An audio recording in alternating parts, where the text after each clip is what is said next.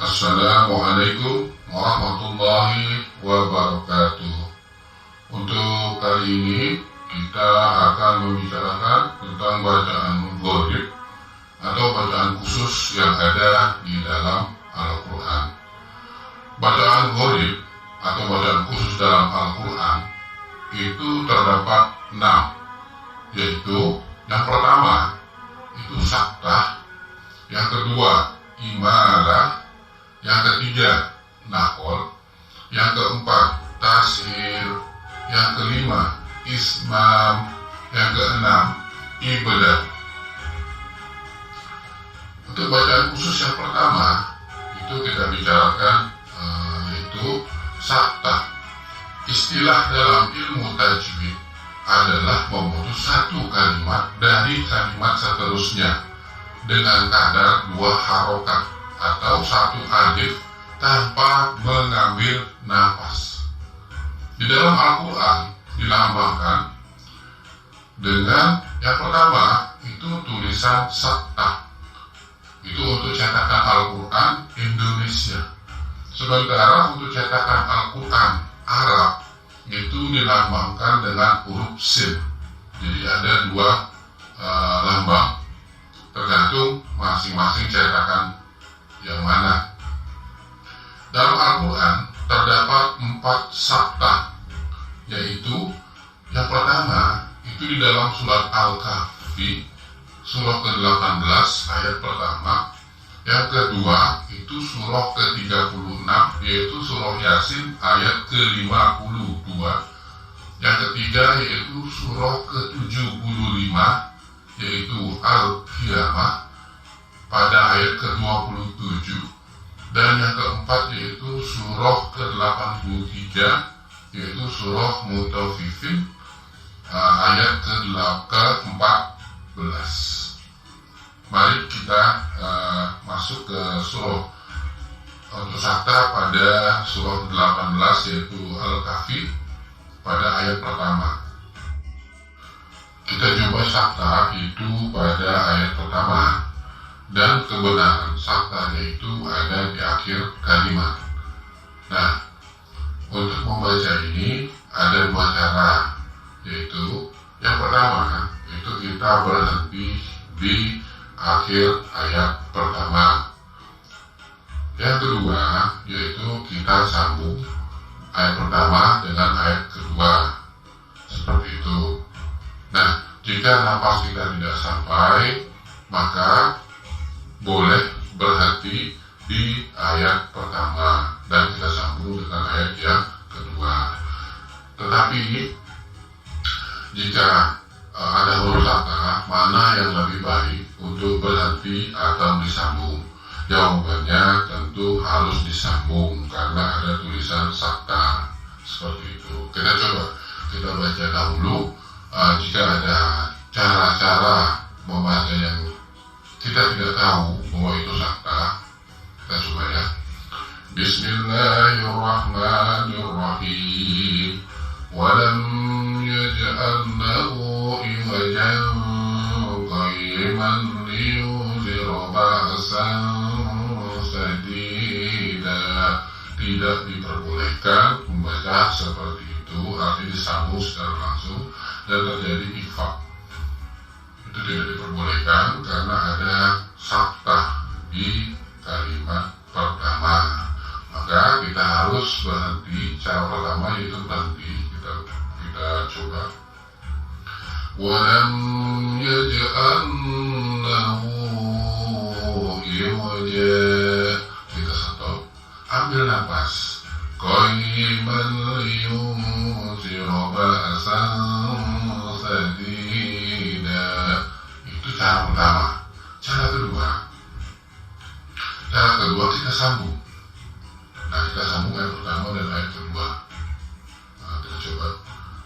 Walam yaj'al lahu iwaja. Stop. 2 ketikan atau 2 detik. Kita sambung. Qayyiman liyunzira ba'san sadida. Seperti itu. Jadi kalau kita sambung karena ada saktahnya, ifanya hilang.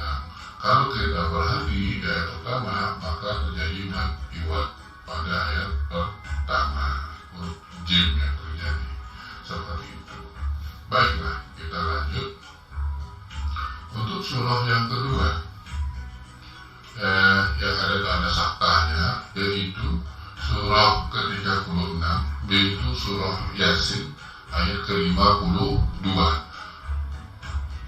Tanda sakta yang ada pada ayat ke-52 ini ada di tengah, maka tidak ada pilihan untuk kita untuk berhenti, tetapi terus kita sambung. Baik, kita coba untuk membacanya. Qalu ya wailana man ba'asana min marqadina hadza ma wa'ada ar-rahman. Kita ulangi lagi. Marqadina hadza ma wa'ada ar-rahman. Seperti itu. Tidak boleh kita sambung, misalnya marqadina hadza, itu tidak diperbolehkan karena ada tanda sakta di sana. Baik, kita masuk ke yang ketiga, tanda sakta yang ketiga pada Al-Quran, yaitu pada surah ke-75, yaitu surah Al-Qiyamah, itu pada ayat 27. Tanda sakta di sini ada di tengah kalimat, maka tidak ada pilihan juga. Kita baca, wakila man raq. Kita ulangi lagi, wakila man raq. Seperti itu. Baiklah ya. Untuk yang keempat, tanda sakta itu ada di surah ke-83, yaitu surah Mutaffifin ayat ke-14. Dia juga ada di tengah kalimat. Maka untuk membacanya, kalla bal rana ala qulubihim. Seperti itu, kita ulangi lagi. Kalla bal rana ala qulubihim. Tidak boleh dibaca seperti ini. Kulla barrana ala qulubihim, tidak diperbolehkan karena ada tanda sakta. Jika tidak ada tanda sakta, boleh dibaca seperti itu. Baik, itu untuk sakta. Gitu. Jadi untuk sakta itu ada 4 ya, yang sudah dijelaskan, yaitu pada surah Al-Kahfi ayat pertama, yang kedua surah Yasin ayat ke-52, dan yang ketiga itu surah Al-Qiyamah ayat 27, dan yang keempat surah Mutaffifin ayat ke-14. Bacaan gorik yang kedua, yaitu bacaan khusus dalam Al-Quran yang kedua, yaitu imalah. Imalah artinya memberikan bunyi atau bacaan fathah ke arah bacaan kasroh. Bunyi imalah sama seperti kita mengucapkan huruf E atau memberikan, mencondongkan suara bunyi harokat fathah pada posisi kasroh. Dalam Al-Quran dilambangkan, yang pertama untuk cetakan Indonesia itu tulisan imalah. Tetapi untuk cetakan Arab itu ada garis lurus ya di bawah, terus ada gambar layang-layang, layang-layangnya putih. Nah, itu ada posisi diletakkan di baris bawah kalimat. Di dalam Al-Quran terdapat satu imalah, yaitu dalam surat Hud surat ke-11 ayat ke-41. Baik, kita coba. Di sini kita lihat untuk imalah itu ada di huruf roh. Maka kita membacanya, kita coba ya. Bismillahi majriha wa mursaha. Seperti itu. Jadi huruf roh yang tadinya sukun itu menjadi ejaannya E. Kita ulangi lagi dari Bismillah ya. Bismillahi majriha wa mursaha. Seperti itu untuk imanah. Itu ada pada surat Hud surat 11 ayat ke-41. Selanjutnya kita akan masuk bacaan qorib yang ketiga, bacaan khusus ya, yang ada dalam Al-Quran. Yang ketiga yaitu naqol. Naqol artinya memindahkan. Sedangkan menurut istilah, naqol artinya memindahkan harokat ke huruf sebelumnya. Di dalam Al-Quran tidak dilambangkan. Namun pada Al-Quran cetakan Arab biasanya itu dilambangkan dengan dua lingkaran kecil dengan kalimat di antaranya. Tanda kecil lingkaran dua itu di atas diadanya. Dalam Al-Quran terdapat satu naqol, yaitu dalam surat Hujurat surat ke-49, yaitu pada ayat ke-11. Kita lihat di sini. Nah, di sini yang di kotak merah, nah itu ada tanda lingkaran di atas huruf lam. Nah, ini asal katanya itu dari bi'sal ismu, itu aslinya begitu, bi'sal ismu. Jadi lamnya itu sukun, alifnya itu berkasroh. Jadi bi'sal ismu. Namun karena di sini ada naqol yang terjadi, ya, maka kita balik lamnya yang hidup, alifnya yang sukun. Maka cara membacanya yaitu bi'sal ismu, gitu. Sekali lagi bi'sal ismu, seperti itu ya. Baik. Jadi untuk selanjutnya yaitu bacaan qorib yang ketiga, yang keempat, yaitu tasir. Tasir adalah bacaan yang mana memiliki dua hamzah di antara alif, atau memudahkan atau meringankan bunyi hamzah yang berurutan, dibaca separuh atau hamzah dan alif tanpa mad. Di dalam Al-Quran dilambangkan dalam cetakan Indonesia itu tulisan tasir, ada tulisan tasir.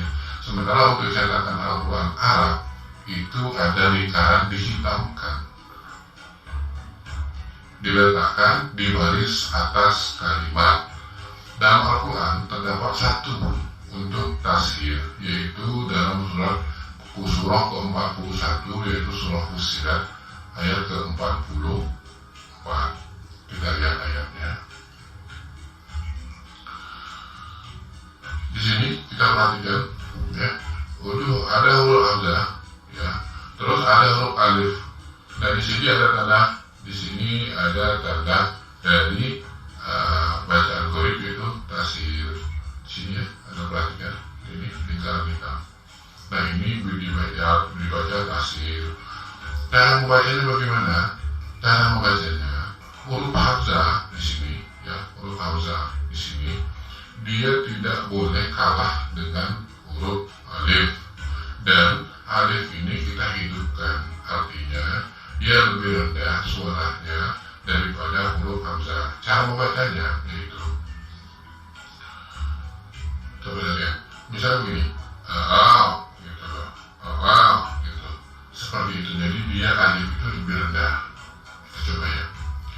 Laula fusilat ayatuhu ala jamin yu'arabi, seperti itu. Gitu. Jadi huruf alif itu lebih rendah suaranya daripada huruf hamzah, seperti itu. Bacaan qorib yang kelima, ya, yaitu ismam. Bacaan ismam terjadi pada huruf nun yang bertasdid, yang merupakan gabungan dari dua huruf nun dan berdampingan satu sama lain. Cara membacanya dengan mempergunakan mulut yang dimonyongkan, jadi agak dicembungkan keluar atau dimonyongkan. Dalam Al-Quran dilambangkan itu ada tulisan ismam, itu cetakan Al-Quran Indonesia. Sementara untuk cetakan Arab itu ada garis, ada juga layang-layang ya, dan diletakkan di atas kalimat seperti itu. Di dalam Al-Quran itu terdapat satu untuk ismam, yaitu terdapat dalam surah ke-12, yaitu surah Yusuf ayat ke-11. Baik, untuk membaca qorib ismam, yaitu ada dua cara, yaitu dengan ismam, yang kedua dengan raum. Ismam, dengan ismam itu maksudnya kita membacanya itu tidak kita keluarkan dari suara atau kita tahan di dalam. Sementara kalau raum itu kita mengeluarkan 30% suara gitu. Nah, coba kita lihat ayatnya sini ya, ini ayatnya. Nah, di sini ada tanda dari layang-layang pada huruf Yusuf ini. Kita perhatikan di sini. Nah, sebenarnya untuk dari mana ini, mana itu sebenarnya itu asalnya itu dari latah manuna, seperti itu. Latah manuna. Huruf nun di sini yang nun doma, yang nun doma itu dibuang. Nah, kita kembalikan kembali. Huruf nun doma sudah dibuang dalam huruf ini. Maka untuk itu kita munculkan kembali dengan ismam. Cara membaca ada dua cara. Yang pertama tadi dengan ismam. Bagaimana cara membacanya? Baik, kita coba. La ta'manna ala Yusufa wa inna lah. Jadi kita tahan manna ya, la ta'manna, seperti itu. Cara yang kedua ya, cara yang kedua yaitu kita dengan raum. Raum itu akhir 30%, nunya itu keluar sedikit ya, keluar, tadi tertahan ya. Kita coba lagi. La ta'manna, seperti itu.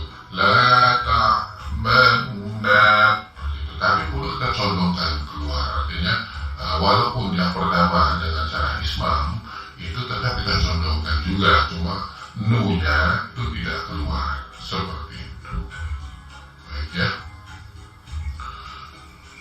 Baiklah, untuk yang selanjutnya bacaan khusus yang ke-6 yaitu ibdal. Ibdal adalah menghilangkan satu huruf dan meletakkan huruf lain di tempatnya. Jadi kita hilangkan terus meletakkan huruf yang lain. Di dalam Al-Quran itu tidak dilambangkan, ibdal itu tidak dilambangkan. Namun kita harus tahu di dalam Al-Quran terdapat satu ibdal, yaitu dalam surat Al-Ahqaf, surah ke-46, itu ayat ke-4. Hukum membacanya, huruf hamzah berubah menjadi huruf ya sukun, seperti itu. Kita perhatikan untuk surat Al-Ahqaf itu 46 ayat 4. Yang dikotakin merah di sini ya, sama was. Ini ada itu, seperti itu. Di sini membacanya ya, ada dua cara membacanya. Kita berhenti dahulu di sini di huruf ta. Kita berhenti dulu. Saya coba dulu ya. Allahum sirkum fis samawat, seperti itu. Dan terus di sini ya, untuk menyambung ini ya, kita harus tahu dasarnya. Ini huruf yang kita pakai nantinya apa. Nah, huruf dasarnya itu ada a, ta, gitu. Kalau a, ta, kemudian a dan ta, terus ya, ti, nah seperti itu, ya, ti. Kalau dia huruf t di sini berarti i, ti. Nah, maka di sini kita bacanya itu. Nah, seperti itu. Tetapi dalam bacaan murid ibdal ya, karena di sini ibdal hukumnya ya, maka untuk huruf hamzah hamzah ini, hamzah sukun kita ganti dengan ya sukun. Nah, seperti itu ibdal. Maka karena ibdal, maka hukum membacanya huruf hamzah berubah menjadi ya sukun seperti ini. Jadi bukan itu yang dibaca, tetapi itu seperti itu. Baiklah ya. Demikianlah bacaan khusus yang ada di dalam Al-Quran. Semoga bisa bermanfaat bagi kita semua memahami ayat-ayat Al-Quran. Baik, terima kasih. Assalamualaikum warahmatullahi wabarakatuh.